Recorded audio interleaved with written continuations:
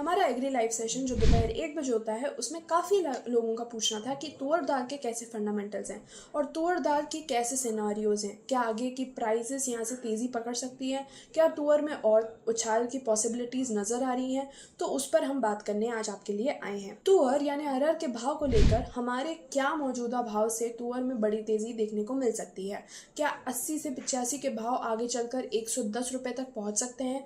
तो आज इसी सवाल का जवाब देते हैं और समझते हैं कि तुअर के बाजार में तेजी की गुंजाइश क्यों बन रही है और इसके कैसे फंडामेंटल्स हैं। सबसे पहले एक बात समझने की ज़रूरत है यहाँ पर कि तुअर एक लंबी अवधि की खारिफ फसल है।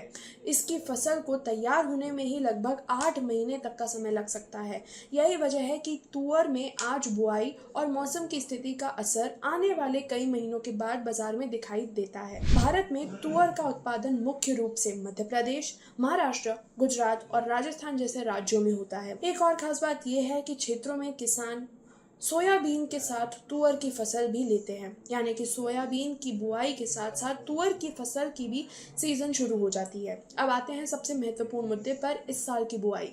कृषि मंत्रालय के आंकड़ों के मुताबिक 24 जुलाई तक कुल दलहन की जो बुआई थी पिछले साल की तुलना में करीब 7.5% कम रही है और इससे सबसे बड़ी चिंता अरहर यानी कि तुअर को लेकर है, जिसकी बुआई करीब 11.6% से घटकर 4.10 लाख हेक्टेयर कम रही है।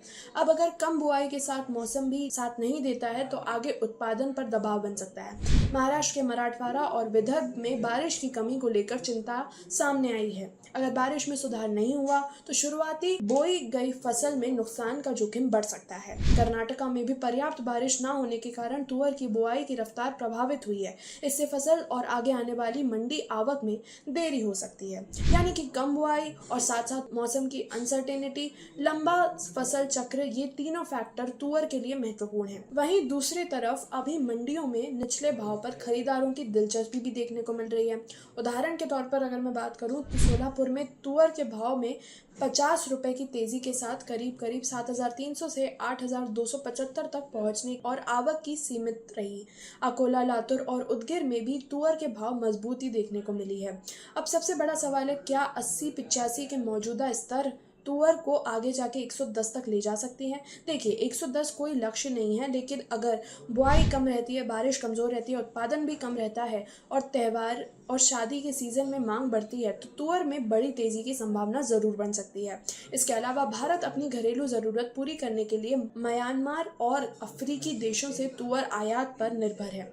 इसके लिए घरेलू उत्पाद कम हुआ है तो आयात पर निर्भरता बढ़ सकती है। सरकार की तरफ से बफर स्टॉक लिमिट या आयात नियत को कोई बड़ा कदम आता है तो बाजार में दिशा बदल सकती है।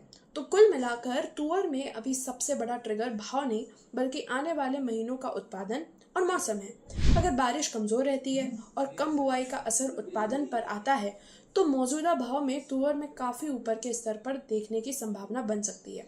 आपके हिसाब से आपको क्या लगता है, क्या 110 के भाव तक जाएगी तुअर की फसल या फिर इसके पहले ही बाजार में कोई बिकवाली आएगी? कमेंट करके हमें ज़रूर बताइए और आशा करते हैं ये वीडियो आपके लिए मददगार रहा होगा। और भी ऐसे वीडियोस के लिए सब्सक्राइब करिए कमोडिटी समाचार को और जुड़े रहिए हमारे साथ। और देखना ना भूलिए हमारा एग्री लाइव सेशन जो रोज दोपहर 1 बजे होता है। धन्यवाद। Investments in securities market are subject to market risks. Read all the related documents carefully before investing.